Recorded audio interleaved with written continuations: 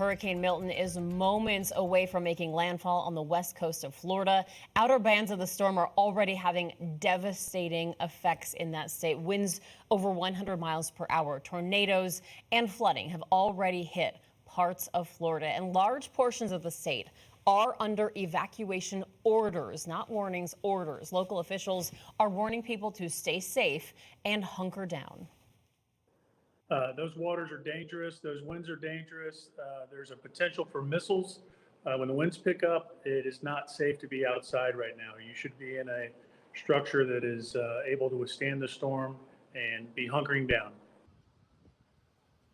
The National Hurricane Center says Milton will be, quote, a very dangerous storm as it hits Florida's Gulf Coast. Both the southwestern and northeastern coasts of the state are under storm surge warnings with a risk of life-threatening surges there.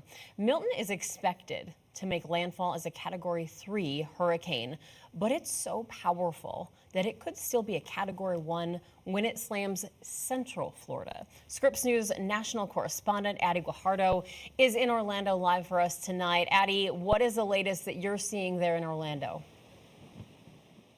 Yeah, look, we're under a flash flood warning right now, but the bigger story out of Orlando are these tropical storm force winds. Take a look behind me. They've been coming through, tapering off and then intensifying throughout the day. They could pose a threat to people's lives, and that's because once they intensify, they could snap branches, even topple over power poles.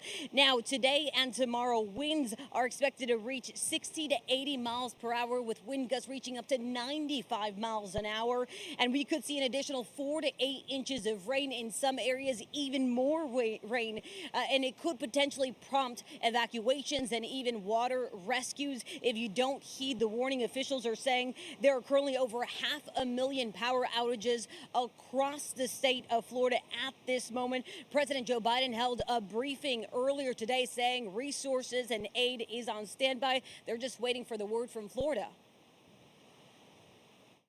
We've already directed the Department of Defense to be ready to provide active duty service members to support Florida after the storm surge if Governor DeSantis requests the help, which I expect he might.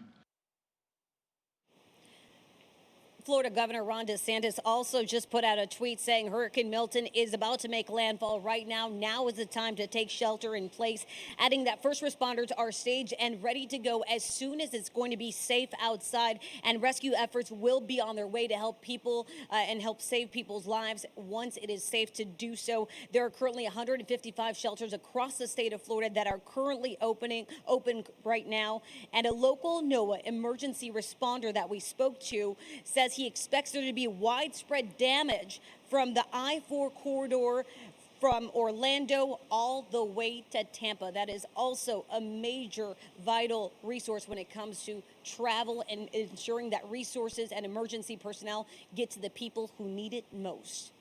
Maritza?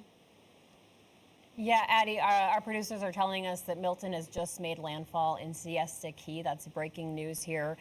We will continue to follow that progression. But I want to ask you about this because you cover immigration, and I want to talk about how language and fears of deportation play a role in how officials respond and people respond to the warnings and evacuations.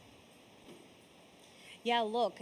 If you look at the state of Florida, according to the Pew Research Center, it is home to roughly 4.8 million migrants in this state.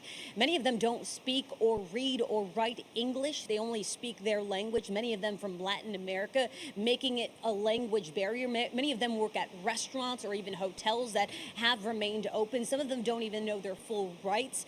And now some of them also live in these areas where Hurricane Milton is going to be directly impacting. As you said, it just made landfall.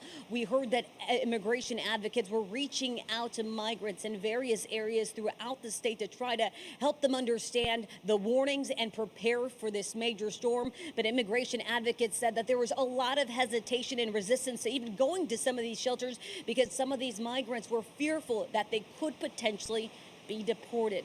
So again, this is a fear that puts their life at risk if they don't prepare adequately and they don't fully comprehend the warnings. But what I will say, Maritza, is that I have been tracking the National Weather Service on Twitter very closely, and every time there's an advisory that goes on in English, there is one that follows in Spanish. But the important thing to keep in mind is some of these people don't have access to these vital resources or even these social media platforms. Back to you. All right. Addie Guajardo in Orlando tonight. Addie, I see the winds picking up behind you. Please get inside and stay safe tonight.